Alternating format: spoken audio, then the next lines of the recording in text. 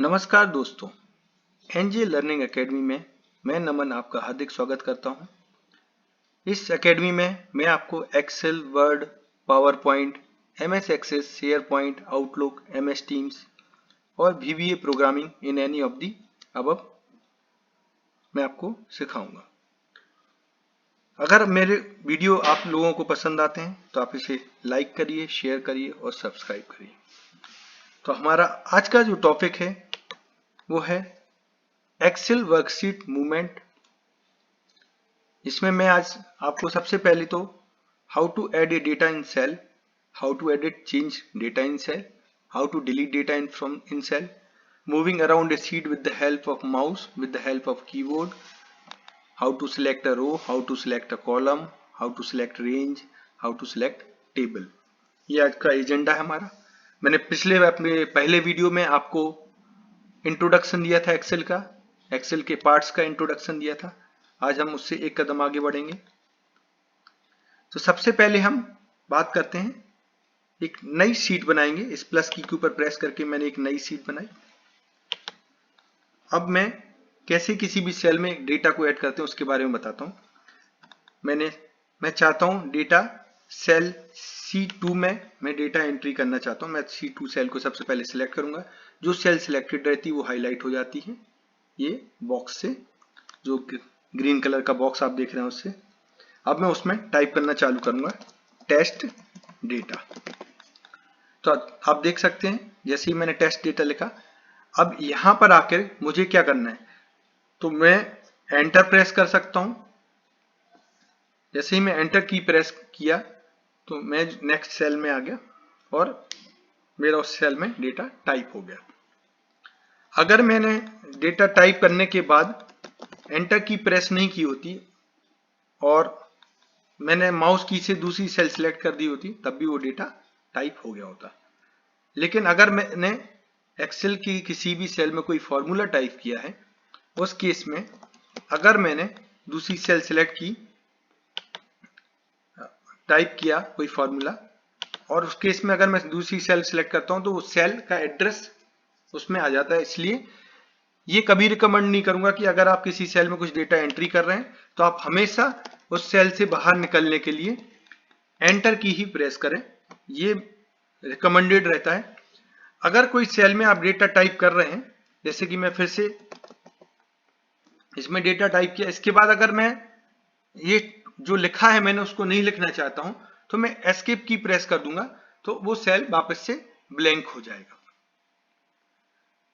और अगर मुझे वापस से किसी सेल में डेटा को चेंज करना है, जैसे कि C2 में अब मुझे कोई दूसरा डेटा लिखना है, चेंज्ड डेटा, अगर मैं ये लिखना चाहता हूं तो मैं उस सेल को सिलेक्ट करूंगा और जैसे मैंने ब्लैंक सेल में लिखा था, सिमिलरली मैं वो जिस सेल को एडिट करना उसमें डेटा जो भी लिखना चाहता हूं, नेम, नंबर्स, वो सब लिख सकता हूं।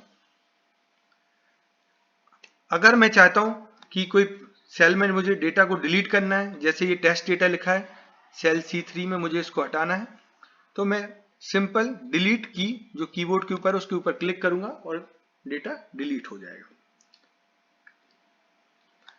अब हमारा सेकेंड टॉपिक जो आज का था वो था moving around with mouse and keyboard. तो सबसे पहले हम माउस से मूवमेंट देखेंगे किसी एक्सेल शीट में कैसे करते हैं। तो उसके लिए मैं सैंपल डेटा वाली शीट पर जाना चाहूंगा। सैंपल डेटा वाली शीट के ऊपर क्लिक किया, इस शीट के ऊपर हम आए। अगर मुझे इस एक्सेल शीट में राइट साइड जाना है तो मैं माउस से नीचे वाला जो नेविगेशन स्क्रॉल बार है, हॉरिजॉन्टल स्क्रॉल बार से मैं लेफ्ट और राइट मूव करूंगा तो मैं इस शीट के लेफ्ट और राइट मूव कर जाऊंगा। अभी मुझे जो कॉलम विजिबल दिख रहा है, क्यों, अगर मुझे इसके भी आगे वाले कॉलम में जाना है तो स्क्रॉल बार में जो एरो है उसके ऊपर मैं क्लिक करूंगा तो मैं आगे की कॉलम्स में मूव कर सकता हूं। ऐसे ही मुझे ऊपर से नीचे मूव करना है तो मैं वर्टिकल स्क्रॉल बार का इस्तेमाल करूंगा और इसके जरिए मैं ऊपर से नीचे आ सकता हूं। इसमें आप देखेंगे ये 150 के बाद ये स्क्रॉल बार नीचे नहीं जा रहा। अगर मुझे इसके नीचे फर्दर जाना है तो मैं नीचे एरो की के ऊपर प्रेस करूंगा और ऐसे करके मैं नीचे जाता जाऊंगा और सेल के इसके आखिरी तक पहुंच सकता हूं। लेकिन इस तरीके से हमको टाइम बहुत लगता है मूवमेंट में। तो इसका शॉर्टकट क्या है? तो इसके लिए मोस्टली लोग प्रेफर करते हैं कीबोर्ड के शॉर्टकट, कीबोर्ड यूज इस्तेमाल करना प्रेफर करते हैं, क्योंकि कीबोर्ड से एक्सेल के सीट के अंदर मूवमेंट आसान हो जाती है। तो अभी हम सिंपल मूवमेंट से स्टार्ट करेंगे। मैं सेल A1 पर हूं, मुझे सेल A2 पर जाना है, तो मुझे डाउन एरो की के ऊपर क्लिक करना पड़ेगा। अगर मैं सेल A2 पर हूं और मुझे सेल B2 के ऊपर जाना है, तो मैं राइट एरो की के ऊपर प्रेस करूंगा और एक सेल राइट में मेरा मूवमेंट हो जाएगा। अगर मुझे एक सेल ऊपर जाना है, B2 से B1 में जाना है, तो मैं अप एरो की पर क्लिक करूंगा और मैं B1 के ऊपर आ जाऊंगा। अगर मुझे एक सेल डाउन लेफ्ट जाना है, B1 से A1 में जाना है, तो मैं लेफ्ट एरो की के ऊपर प्रेस करूंगा और मैं लेफ्ट में A1 के ऊपर आ जाऊंगा। ये तो हुआ सिंगल सेल मूवमेंट। अगर मुझे रो 1 से रो लास्ट रो, इस एक्सेल की लास्ट रो में जाना है, सीधे जाना है, तो मैं अगर स्क्रॉल की मदद से जाने की कोशिश करूंगा तो मुझे तो बहुत टाइम लग जाएगा, क्योंकि इसकी जो स्पीड है वो बहुत स्लो है। तो फिर मुझे कीबोर्ड शॉर्टकट्स का इस्तेमाल करके अगर मैं फर्स्ट रो से लास्ट रो में जाना चाहता हूं, तो मुझे क्या करना है, कंट्रोल प्लस डाउन एरो की के ऊपर क्लिक किया और आप देख सकते हैं हम एक्सेल की लास्ट रो पर आ गए। सिमिलरली मुझे वापस फर्स्ट रो में जाना है, लास्ट रो से कंट्रोल प्लस अप एरो की के ऊपर क्लिक किया और मैं इधर में फर्स्ट रो में आ गया। ऐसे ही अभी मैं कॉलम ए से, फर्स्ट कॉलम से लास्ट कॉलम में मुझे जाना है, तो कंट्रोल प्लस राइट एरो की के ऊपर क्लिक किया और मैं लास्ट कॉलम में आ गया। सिमिलरली वापस फर्स्ट कॉलम में आना है, तो कंट्रोल प्लस लेफ्ट एरो के ऊपर क्लिक किया तो मैं फर्स्ट कॉलम में आ गया। लेकिन सिमिलरली यही मैंने आपको स्टेप्स बताए हैं, कंट्रोल प्लस एरो की का कॉम्बिनेशन बताया। अब मैं ये B2 के ऊपर क्लिक करके करता हूं। B2 के ऊपर B2 सेल को सिलेक्ट करके मैंने कंट्रोल प्लस राइट एरो की के ऊपर प्रेस किया है, तो ये लास्ट कॉलम में नहीं गया, ये कॉलम G में जाके रुक गया। ऐसा क्यों नहीं हुआ? पहले तो जा रहा था लास्ट में, तो अब क्यों नहीं गया? इसका कारण है कि कंट्रोल के साथ जब मैं एरो की कोई भी किसी भी साइड की डायरेक्शन का एरो की प्रेस करता हूं, तो ये वहां तक ही आता है जिस टाइप का सेल को मैंने सिलेक्ट किया है। मतलब कि अगर मैंने ब्लैंक रो पर क्लिक किया है और मैं कंट्रोल प्लस डाउन एरो की मूव कर रहा हूं, तो जितनी सेल ब्लैंक है उतने सेल तक ये मेरा सिलेक्शन जाएगा।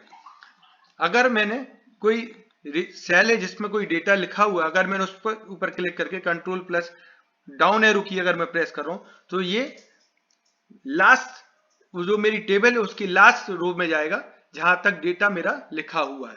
अगर मेरा ये डेटा मैंने 11 नंबर रो से डेटा डिलीट कर दिया और मैं B2 को क्लिक करके कंट्रोल प्लस डाउन पे प्रेस करता हूं, तो जहां तक ये सेल फिल्ड है वहीं तक ही ये मेरा मूवमेंट हो रहा है, उसके नीचे नहीं जा रहा है। ऐसे ही मैं राइट एरो की प्रेस करूंगा, कंट्रोल प्लस राइट एरो की, तो जहां तक मेरा लिखा हुआ है कॉलम फिल्ड है वहीं तक ही वो जा रहा है, उसके आगे वो नहीं जाएगा। अगर मैं बीच में ये ई कॉलम में से सेल में से वैल्यू हटा देता हूं और मैं फिर से B2 से राइट एरो मूव करता हूं, तो साइंस तक जाकर रुक जाएगा। मतलब कि जहां तक ये डेटा फील्ड है वहीं तक ही जाएगा, उसके आगे नहीं जाएगा। ये तो हो गई मूवमेंट विद कीबोर्ड। अभी हम बात करते हैं सिलेक्शन की। तो हम सिलेक्शन में, ये मैंने मूव किया, अभी मुझे सिलेक्ट सेल करना है। पहले तो सेल सिलेक्ट करना, तो सेल सिलेक्शन तो बहुत आसान है, आप किसी भी सेल के ऊपर क्लिक करिए, या फिर अगर आपको लगता है कि मुझे उस सेल का एड्रेस पता है, तो यहाँ नेम बॉक्स है, नेम बॉक्स में जाके मान लो मुझे जाना है T5, cell number T5, name T5 पर जाना है। मैंने T5 एंटर किया और प्रेस किया, तो सेल T5 के ऊपर ये मुझे लेकर चला जाएगा। अभी बात करते हैं रो सिलेक्ट करना। अगर मुझे पूरा रो सिलेक्ट करना है, तो मुझे जो रो नंबर 1, 2, 3, फॉर एग्जांपल अगर मैं रो 6 सिलेक्ट करना चाहता हूं, मैं 6 के ऊपर क्लिक करूंगा तो पूरा का पूरा रो सिलेक्ट हो जाएगा। अगर मुझे कॉलम सिलेक्ट करना है तो मुझे कॉलम जो ए बी सी अल्फाबेट के ऊपर क्लिक करना होगा। मैं डी के ऊपर क्लिक करूंगा तो पूरा डी कॉलम सिलेक्ट हो जाएगा। ये तो हो गया माउस से मैंने सिलेक्ट किया। अगर मुझे कीबोर्ड की हेल्प लेनी हो तो अगर मैं सेल C10 के ऊपर हूं, मैं चाहता हूं मैं 10th रो को पूरा सिलेक्ट कर लूं, मुझे माउस मूव नहीं करना है with the help of keyboard, तो मैं शिफ्ट प्लस स्पेस की के ऊपर प्रेस करूंगा और मेरा 10th रो सिलेक्ट हो जाएगा। मैं सेल C10 पर हूं, अब मुझे कॉलम C सिलेक्ट करना है तो मैं कंट्रोल प्लस स्पेस की के ऊपर प्रेस करूंगा, मेरा कॉलम C सिलेक्ट हो जाएगा। अब बात करते हैं रो और कॉलम के बाद रेंज सिलेक्ट करने की। तो रेंज सिलेक्ट करने के लिए जो कीबोर्ड शॉर्टकट मैंने बताया था उसके पहले मैं माउस से बताना चाहूंगा। तो मैं सेल मान लो मैं B2 से G2 तक सिलेक्ट करना चाहता हूं, तो मैं सेल B2 के ऊपर क्लिक करूंगा और माउस क्लिक बटन को प्रेस करके रखूंगा, जो क्लिक बटन है लेफ्ट बटन है माउस का, उसको प्रेस करके रखूंगा और उसके बाद माउस को मूव करूंगा उस डायरेक्शन में जहां तक मुझे सिलेक्ट करना है। इसके बाद जी के ऊपर आके रुक जाऊंगा और लेफ्ट की के ऊपर से अपना हाथ हटा देंगे, तो मेरा ये कॉलम B2 से G2 तक सिलेक्ट हो गया। अगर मुझे टेबल सिलेक्ट करनी है, पूरा का पूरा ये टेबल सिलेक्ट करना है, तो कॉलम सेल B2 को क्लिक करके क्लिक बटन प्रेस रहेगा और नीचे तक आता जाऊंगा पूरा सिलेक्ट करके, और इस तरीके से मैं लास्ट सेल में आके अपना प्रेस बटन हटा दूंगा और मेरा पूरा का पूरा टेबल सिलेक्ट हो गया। ये तो हो गया माउस से। अब with the help of keyboard अगर मुझे सिलेक्ट करना है तो मुझे क्या करना पड़ेगा, B2 सेल को सिलेक्ट किया मैंने, क्लिक किया, उसके बाद शिफ्ट प्लस कंट्रोल। अभी हम मूवमेंट के लिए कंट्रोल प्लस एरो की का इस्तेमाल कर रहे थे, अभी मुझे कंट्रोल के साथ शिफ्ट बटन को भी प्रेस करना है, उसके साथ मैं एरो की के ऊपर राइट एरो की के ऊपर क्लिक किया तो ये देखेंगे आप B2 से G2 रेंज सिलेक्ट हो गई है। अगर मुझे पूरी की पूरी टेबल सिलेक्ट करनी तो मुझे इसके साथ साथ इसी मूवमेंट इसी पोजीशन पर डाउन एरो की control plus shift plus down arrow की पे ऊपर क्लिक किया तो मेरी पूरी टेबल सिलेक्ट हो गई। एक और तरीका है, अगर आपकी टेबल फिल्ड है, पूरा टेबल आपको पता है कि मेरा इस सीट पे कोई दूसरा टेबल नहीं है, मुझे इसी टेबल को सिलेक्ट करना है, तो जो टेबल को आप सिलेक्ट करना चाहते हैं उसकी किसी भी सेल के ऊपर क्लिक करके कंट्रोल ए के ऊपर कंट्रोल प्लस ए प्रेस करिए, आपका टेबल सिलेक्ट हो जाएगा। तो दोस्तों आज के लिए इतना ही। उम्मीद है आपको ये वीडियो पसंद आया होगा। अगर आपको पसंद आया हो तो इसे शेयर करें, लाइक करें और सब्सक्राइब जरूर करें। Thank you.